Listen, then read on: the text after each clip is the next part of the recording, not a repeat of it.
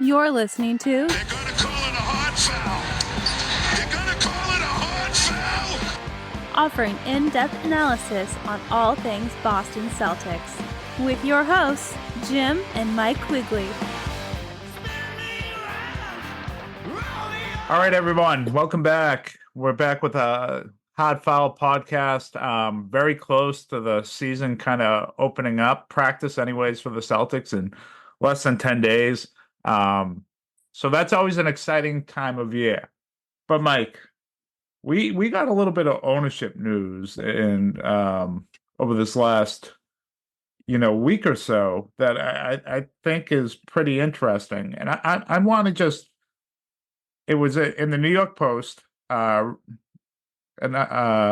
article pretty insightful, put together by Josh Crossman and Brian Lewis. I'm not really familiar with either one, but I thought I'd just read from it, and then we get your thoughts. Does that make sense to you? All right. The Boston Celtics balloon in payroll allegedly sparked a rift with the family that owns the team, Wyc and his dad. So what it goes into saying is that essentially, Wyc Grousbeck, who owns 20% of the stake of the team, feels like they're spending too much on contracts. They talk about $500 million payroll for 2025, how it's going to go up even beyond that in the years to come. Wyc wanted to keep owning the team and spending, but this is kind of what the source had to say. That's what happens when dad puts in the most money, one source said. The team barely broke even last season during its championship run, sources said. It expected to lose roughly $80 million because of luxury tax fines for being over the salary cap for the upcoming season that tips off next month. A source close to the sale process said. The figure likely will rise significantly in 2025-26 when the harsher salary cap fines kick in. It gets into 11 players over contract. Then it says, Wyc says we'll spend whatever it takes, but his dad wasn't into losing money. The Grousbecks have contended that selling their team was for estate planning purposes when they made this stunning announcement. So it gets into the reasons why. I think we're all kind of thought that was the case, but it really shined a light on this isn't about estate planning. This is more about losing money, and probably the profit they can make. They bought the franchise, they say in this article, and is public knowledge, in 2003 for $360 million. So they're going to make a killing. But here's the part that should worry Celtics fans, I think, a little bit. But part of the current financial difficulties is they don't own the Celtics home arena, TD Garden, so they do not collect revenue that concerts and other events that would help offset losses, sources said. The projected losses and lack of arena to throw into the deal could make a prospective buyers hesitant to shell out $6 billion price tag the NBA reportedly wants the team to fetch as it looks for a higher bar for expansion franchise in Las Vegas. This will be very interesting because the economics are not there, one source said. The Celtics getting $6 billion is going to be difficult, another source said. It should be more like $5 billion. The Dallas Mavericks sold last year for $3.5 billion. By 5. And Phoenix sold for what, 4? Yeah, so around that number. So you get, we've been hearing this $6 billion number, $6 billion number. We've been hearing about how this is a really prized franchise and the bidders are going to be lining up. This article paints a little bit slightly different picture, and I'd love to just get your thoughts on it right off the top. Whoever's buying this, it's got to be somebody that understands it's a bad financial investment until they own their own arena, because you're buying this team when it's really high, and you don't know if you'll be able to sell it and make a profit, number one. And number two, next offseason, you're going to be spending $500 million in fees unless you're able to offload a lot of these salaries. To me, I don't think this is something that came as much of a surprise. I guess the surprising part for me was that it may not be worth the $6 billion that the Grousbecks will have to settle for $5 billion, which I guess I really don't care about. But what I'd be concerned about as a Celtics fan is somebody going to buy this, and after this season, we're going to see a lot of shakeup in the roster, where a major piece is moved, not to make the team better, but because it's going to save the owners some money, which I think is a real possibility that this window might be this season to go get another championship with this current group, unless we have somebody coming in to buy with the understanding that I'm losing money. This is my toy. And there aren't a lot of people in this world that can afford that. And we've already been told that Jeff Bezos isn't interested. And if the price continues to drop, is it something that Fenway Sports Group can afford? And we do know that they don't want to lose money. That's not their MO. So I think for me, it's kind of a waiting game to just find out what's going to happen. And I heard that they didn't even come out with I guess you call it a sports book to potential bidders yet. So it sounds like they're not even far in the process. Like they're very early on in this process, that we could be waiting quite a while for this to go through. So I guess my other thing would be, I can't imagine anybody buying this franchise without having a plan in place to have their own stadium. I just can't. I mean, how do you make money? How do you make money at all? They don't get ticket sales, and they don't get concession sales, Jim. How do they make money? Well, I think you can make money if you're not paying well into the tax. I think there's a profit to be made there now. Well, exactly, but there's not now. Depending on what you buy the team for. So I think so, this $500 billion offer, they say is more likely. Will it, the Mavericks were 350. Is it going to be closer to that number? Are you going to have different kind of folks looking at that for that reason, where this becomes more of a portfolio move? Do you have a prospective buyers that say to Wyc and family, hey, you guys need to cut payroll now before we come in? To make this, a more valuable asset for us. There's a lot of things at play here that I just frankly kind of scare me. What the direction of this team is going to be. And we all know how players are kind of their own entity, their own brand in the NBA, and they have a lot of control, much more than any other sport.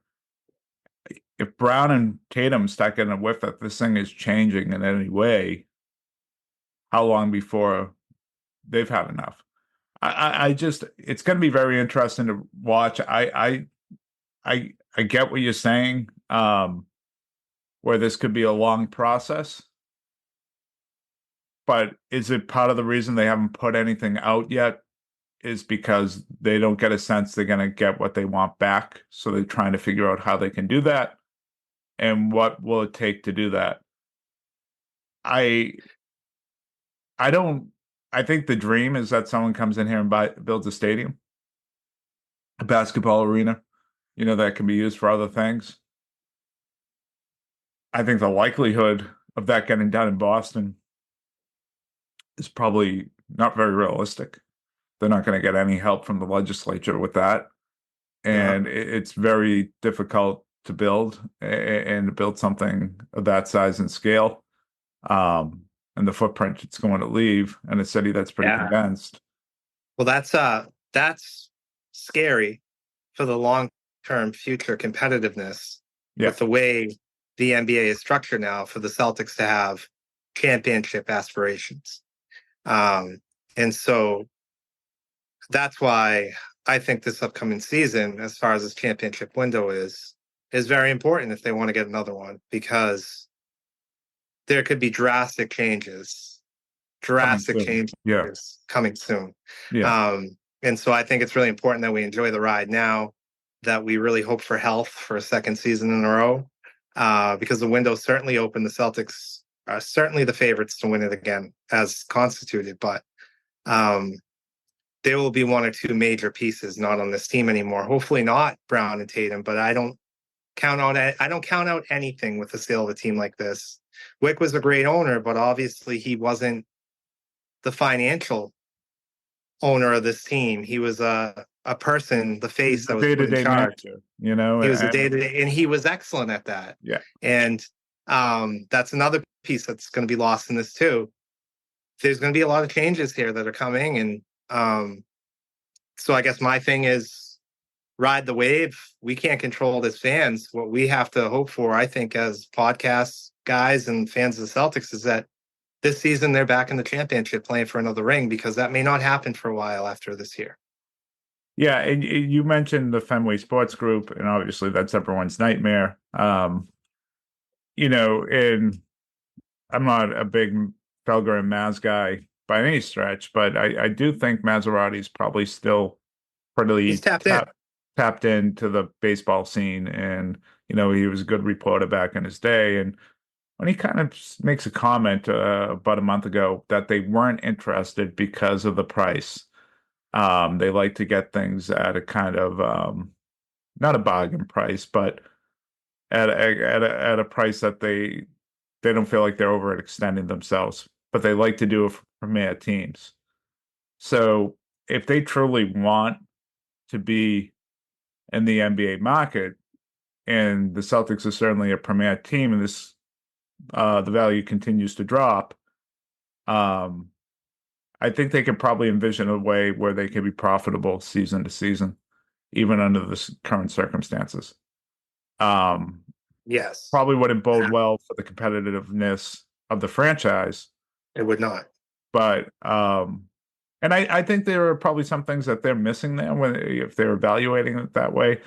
I think part of the reason the Celtics still sold well, even when they weren't a championship contender before this run, is because of the management in place, the players they bring in, the you know, kind of the culture and the fight that the players would play with were relatable to the city. If you don't have a good management structure in place, you usually don't even build those type of teams in your rebuilding years, and fans get frustrated with the product and the attitude of the team, the players, the management pretty quickly. So it's going to be interesting times. I've always considered myself an extremely optimistic Celtics fan with good reason. They're a smart franchise. They continue to put out competitive teams and teams that always give you a chance, at least over these last several years. This is the first time I have felt pessimistic about the future in a while about this franchise. And we're going to get into the season. I'm excited for the season because everything's right there for them again. But when we look down the road, I do not feel good with this pending sale and what could result from it. I think there is more chance, if I'm a betting man, I think there is more chance that things take a turn for the worse. And look, they're going to, no matter what, because you can't stay at this level. You eventually have to kind of shed some salary, no matter who the ownership is here. But not just within the talent on the floor, but also with the people making the decisions and the culture and all those things that I think we value here on this pod probably more than others. I'm really worried about that going forward. And that will be my closing thought on it. I think there's level for concern. I don't think it's jumping off the bridge concern, but there's at least pessimism on my part. So I think, that's why I think this season is so important, you know, to get back there. And there's certainly two guys who are extremely motivated by this offseason in Tatum and Brown. And so hopefully that'll help propel this team once again, because there hasn't been a repeat championship winner in the NBA in a very long time. Matter of fact, most teams don't even make it back to the Eastern Conference Finals. Most teams lose in the second round of the playoffs. So we shall see what it looks like. But my hope is that they come back ready to go, and that it's that they win another championship, because there's so much we don't have control over as fans, and we'll just have to wait and see, Jim. Let's just pivot right to that then, Mike. Let's talk about this team and the perspectives for this year. upcoming season, which is right around the corner.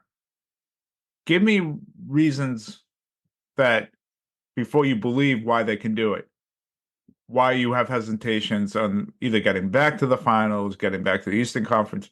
What roadblocks are in their way from not getting back and winning it again?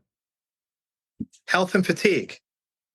Those are the big ones. Look at Denver in Game 7 against Minnesota last year. It's health and fatigue, to me, are the biggest roadblocks to any team that was in the championship. So for Dallas and Boston, those are going to be their biggest challenges this season. Can their guys stay healthy?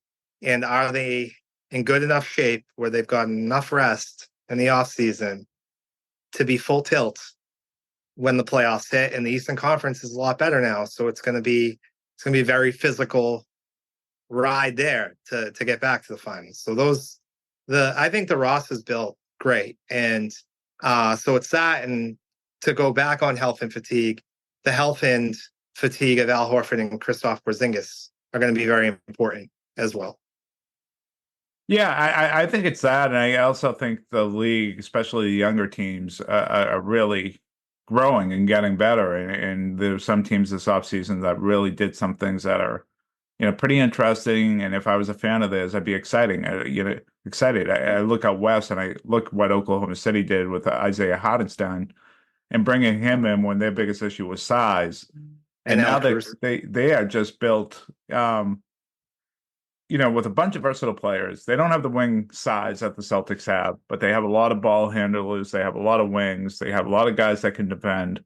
Are they finally going to have that willingness to shoot more, which would be a huge key to kind of uprooting their success even further?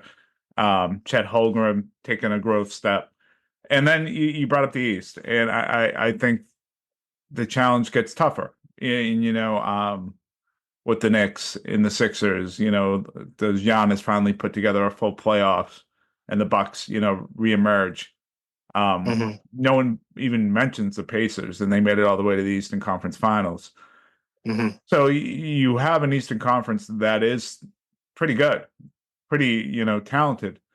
But I would say I'd have more concerns about the health of those teams than I do about the Celtics. I have more concerns about the fatigue of those teams in the East, maybe with the exception of the Pacers, than I do about the Celtics. And so those are the guys they have. Yeah. And when we talk about health and fatigue of the Celtics, I think the one thing that's interesting, and it can work both ways, is they're not your typical defending NBA champion where they haven't been through long runs before. All they've been through is long runs. They didn't lose pieces like most NBA champions do. And they didn't lose pieces. And Kristaps Porzingis will be a loss for the first half of the season, but you're right. Eventually, he's expected to come back and be a part of this team, and hopefully, he's playing at a level that we expect or we're accustomed to for most of the year. I wonder, the thing, you can't measure. You won't be able to see it in the injury report. You won't be able to see it in the stat sheet. Will their hunger be the same? Are they going to have the same drive to go out and win now that they got a championship? Or I don't want to use satisfied, but is their drive maybe not as great as Joel Embiid and the Sixers, or Jalen Brunson and the Knicks, or name the team out west? I mean, even Denver getting back with Jokic, after he got embarrassed last year, the Timberwolves with Anthony Edwards wanted to make his imprint. Do they have the same drive? With everything that's happened this offseason, Mike, how would you address that? How would I address do they have the same drive or not? Yeah. How would I address that? I don't know. I think that NBA players at this point in their career as professionals have to be able to motivate themselves. And it's all their personality and what they're going to bring to the table. I think messaging from the coach is really important.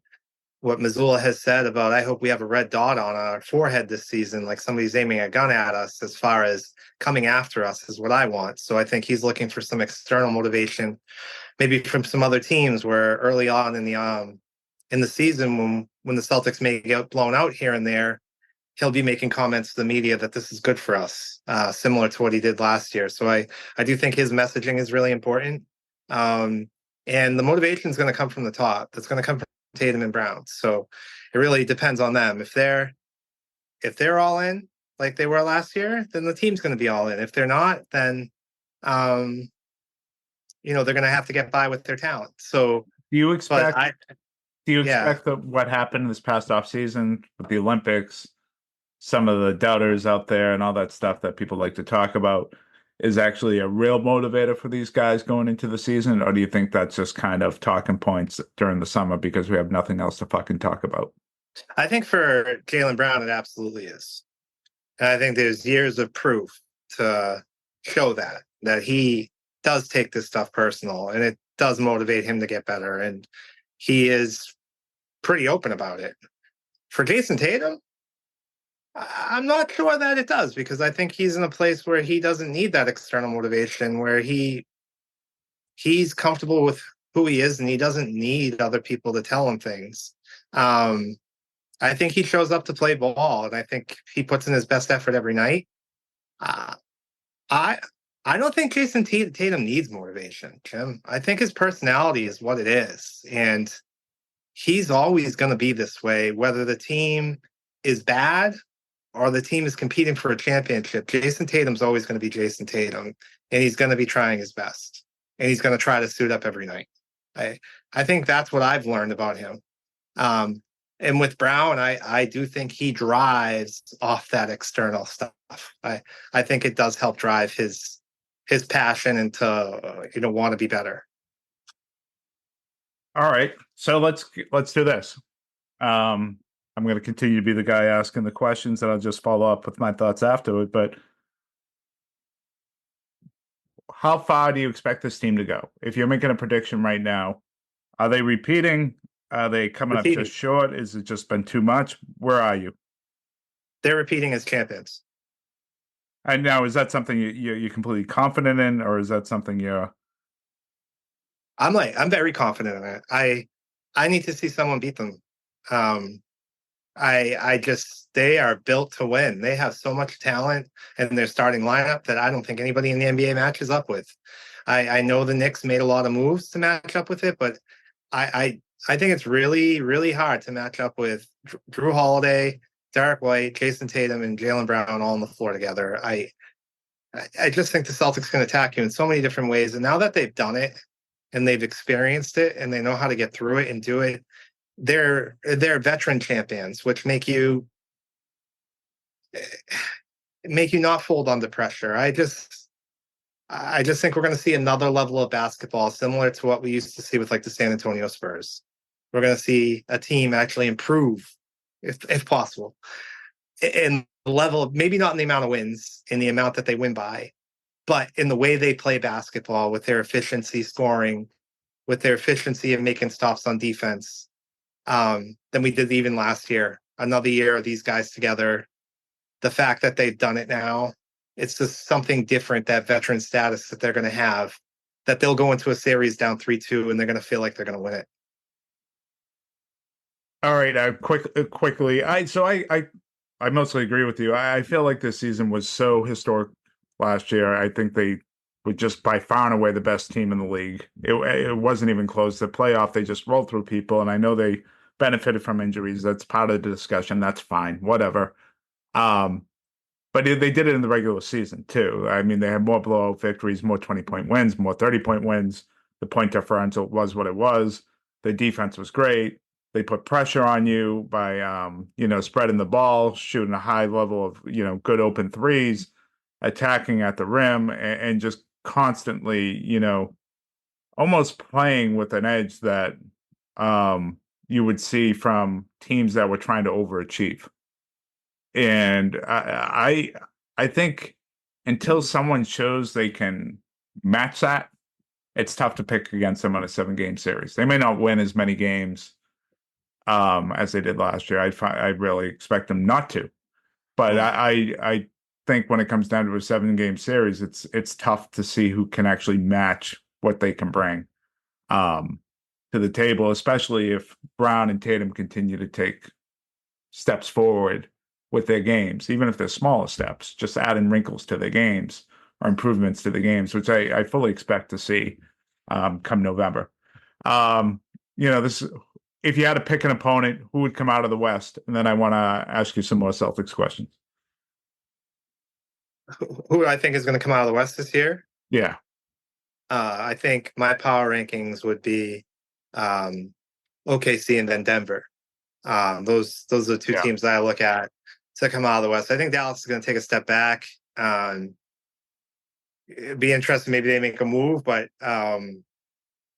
it's like I said, it's hard to come back from a championship run. And I don't think they're built like the Celtics. So yeah, those are my two teams. I've never been big on the Dallas. They had a really good run in the playoffs last year. I thought they overachieved. I think I could see a Western Conference Finals between the Thunder and the Timberwolves. And I think it would be the Thunder at this point. I think they're ready to make a step. And they have I don't think the to even Timberwolves add still. So I don't think the Timberwolves take that next step until they can figure out how to move on from Rudy Gobert. Yeah, maybe. They had a lot of success with them last year, but that could be it.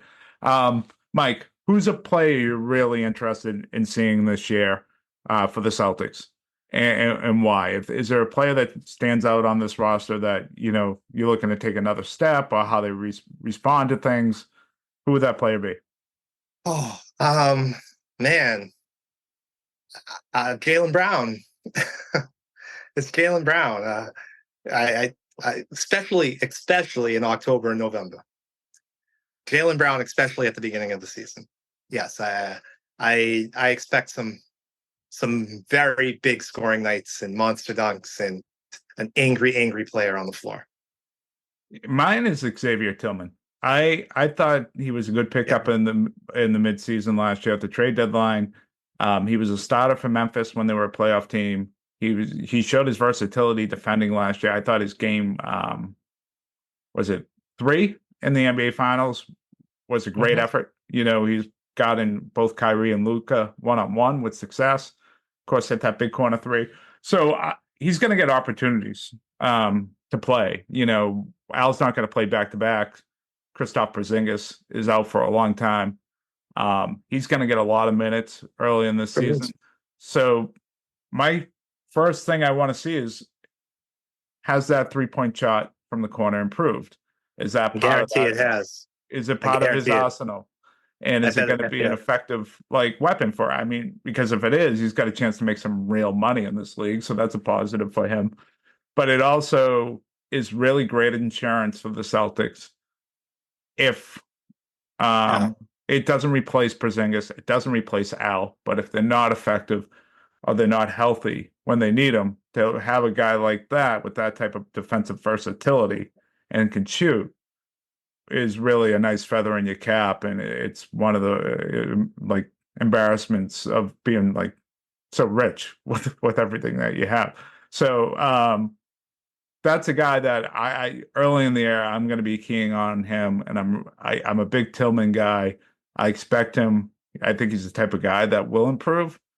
I also think he's a type of guy that could press. So if he's not seeing the work pay off early in the year, I wonder how that will result in his shooting going forward. Mike, guy you are most concerned with on the Celtics roster? Porzingis. Yeah. All right. I don't even have to get into it. Yeah. So, all right.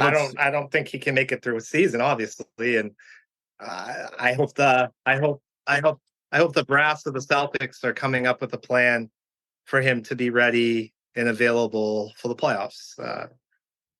Yeah. So if there was a second guy, I think that's the obvious. Who would it be? Who would be your second guy? Drew Holiday, just a year older. He played a lot last season. He had a huge role in the Olympics. He was so good last year. Really, in that second half of the season in the playoff run, just so reliable from 3. Even going to the basket, his defense was I mean, come on. So maybe our expectations for him for the first half of the season this year should like be down, like let's let this guy settle into his role again, similar to what he did last year. So like maybe cut his minutes down, let him find his legs, all that kind of stuff. Because I do feel like he was extremely, extremely important to winning this championship, and that they need him to do it. So I'd be concerned about him if he's not available when the games really matter. Yeah, my only this is I'm not concerned that he's going to be a bad player. I'm not concerned that he's going to fall off. I'm not concerned of him not being there when it's nut crunching time. But I have some concerns, especially early in the season with Jason Tatum. If he just made a few shots, makeable shots during the playoffs and the finals, I mean, his numbers would have been just completely insane. And if I'm Drew Hanlon or if I'm the Celtics brass, that's just something I'm constantly reminding him of. There's no need, despite being benched in the Olympics, despite what everyone's saying on social media and on ESPN, that he has to press at all to prove something. To go to the side steps to three or to settle for isolations. There were layups that were missed that he typically hit. There were threes that were missed that he should shoot at a much better rate. And you got to think over time, those things are just going to clean themselves up in the course of a long season. If he continues to be the primary ball handler, he continues to be this elite defender, and then those shots start falling, he'll have monster season, monster playoffs just from that. So I'm interested to see how he's going to react, and I have a little bit concerned about him pressing early in the season. But like I said, it's not a major concern. Mike, let's just do a little over under fun, and then we can kind of end this with. Then I got questions for you. That's how we'll close out. All right, so why don't you do the over under? Yep. Let's go right to the Nuggets. This is over under on ESPN. Can we start with the Milwaukee Bucks? Want to do Milwaukee Bucks too? I want to start them with them first, actually. All right, I'm getting this off the ESPN Bet website. They're partnered locally with Plainridge Park Casino. So Milwaukee Bucks are at 50.5. Over under 50 and I'm going way over. Over. I think nobody's talking about them, and that's fine because I understand their limitations defensively, obviously. I think this is going to be the season Giannis is healthy again, and we're finally going to get the rematch between the Celtics and Milwaukee Bucks that I really want in the Eastern Conference Finals. I do believe Milwaukee's going to make a move where they're going to trade one of these contracts to get better defensively, and we're finally going to get Giannis and Tatum and Brown back at it again. I think when Giannis is playing at his highest level, it's fun to watch. And I do think Milwaukee's offense is obviously going to be fine. And if they're healthy and they can make one move, I feel like they're going to surprise people this year. Yeah, I'm not high on them like you are, as I've been in the past. I think this is a team that they need to show me they can stay healthy. Dame's going to be a year older. His defensive shortcomings were on full display last season. They still don't have wing defenders. Brook Lopez is now a year older. They're still small outside of Giannis and Brook Lopez. I think 50 is probably about right. If I had to bet it, and I don't think I'd touch this one, I'd probably go under. I think 49, 48 wouldn't surprise me either. I have a hard time thinking this team is going to be healthy, and I think the East is just better now and from top to bottom, where it's going to be more competitive. I think there's a move coming. I think Brook Lopez is actually going to be the guy that's moved. I do. I feel like something's coming in Milwaukee, and I think this another year on the dock, a regular season coach too. I just feel it. I feel like they're going to be really good this year, especially offensively.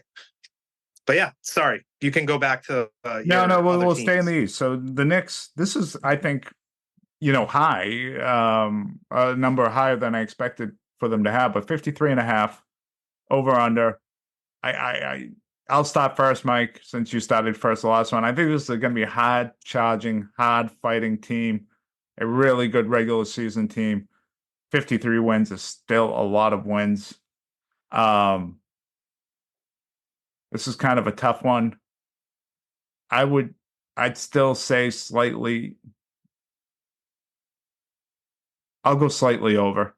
I could see this being 54, 55, but I, you know, but I Yeah, don't think they go beyond 55. I think that's probably their ceiling. I think it's like right around 54, Yeah.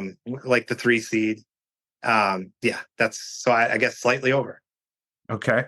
We'll do 2 more East teams, and then you can tell me what West teams you want.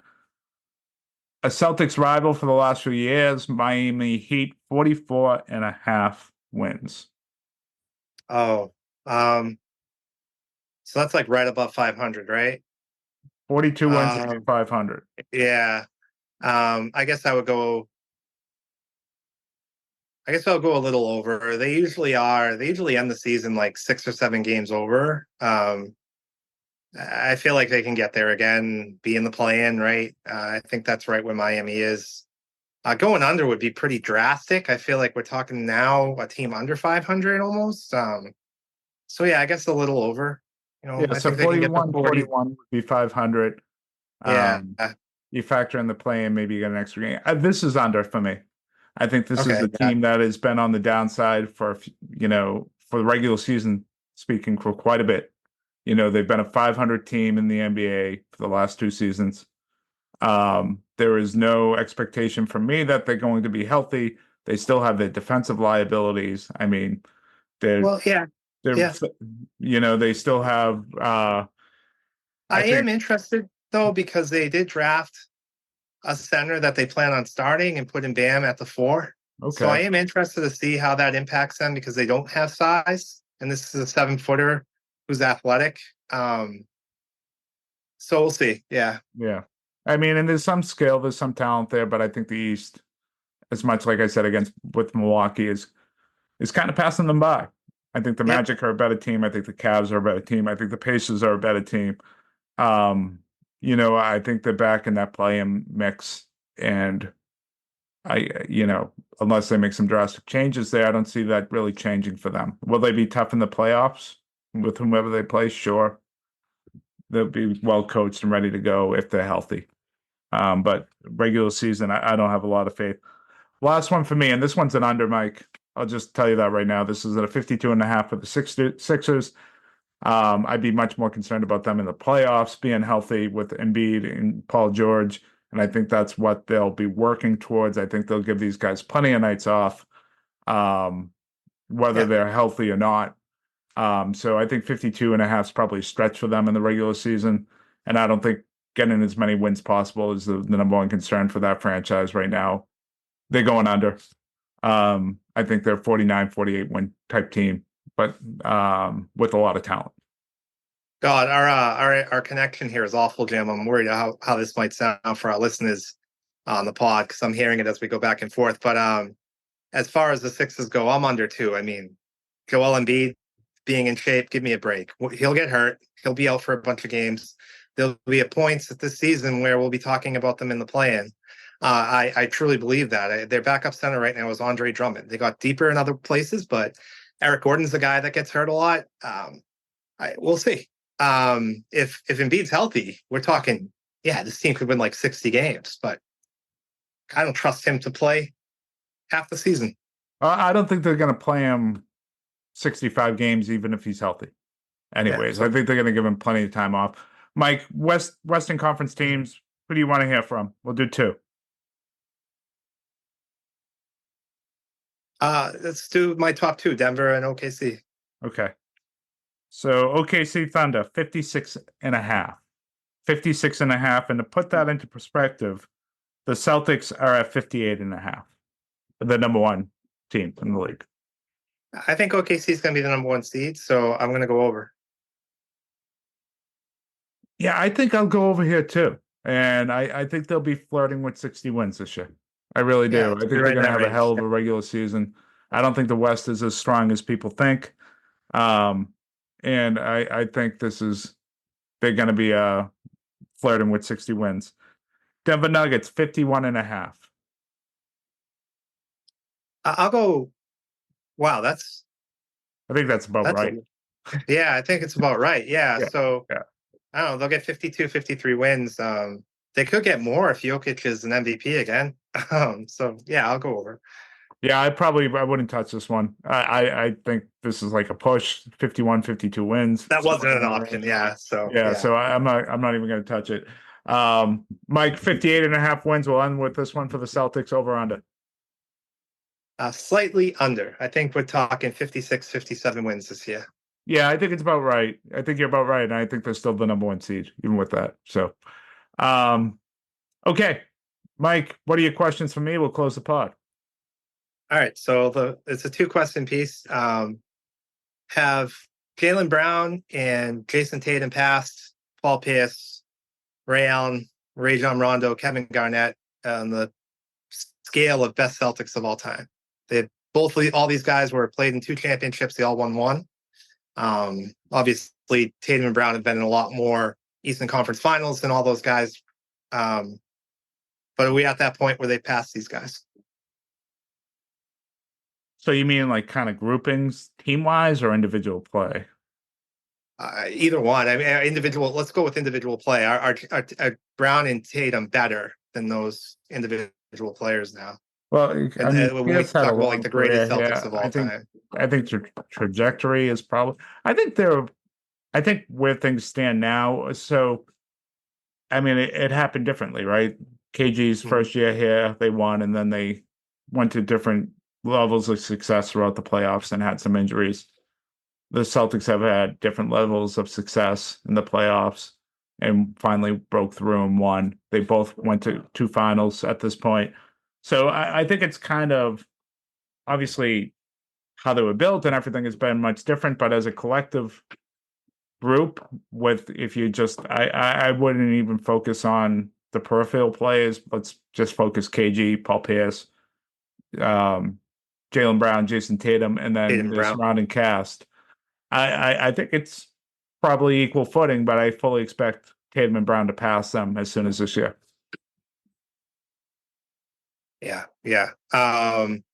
I think I'm at the point where I'm ready to say that Tatum and Brown Paul Pierce is an all-time great, have passed them individually as an NBA talent. I don't know, but just with just their as a accolades. Celtic, or as because if we're talking like overall, KG's what he did in Minnesota before he came. But if you're talking just as a Celtic, I said Paul Pierce. Okay. Yeah, I said Paul Pierce. Yeah. And if they get another championship, if they win again this year, and we start talking about Jason Tatum and Jaylen Brown amongst the conversation of greatest Celtics of all time. Yeah. If they win again this year, are they part of that conversation? Yeah. Take Bill Russell out of it, obviously. And maybe some of those really early on Celtic players, because how do you catch those guys? Bird won 3. Bird won 3. How many did Havlicek win? He won at least 100. Yeah, well, and he played he played in the 70s too, into the early 80s. So I think they're in the discussion for sure. They're in the discussion for sure. They're not ahead of Bird. I don't think they're quite ahead of Havlicek. I think they probably pass a guy like Dave Cowens. I mean, there's a lot of great players, right? I think they probably pass Pierce. At least Tatum definitely does. I don't know if Brown passes Pierce even with the second one. I don't think so.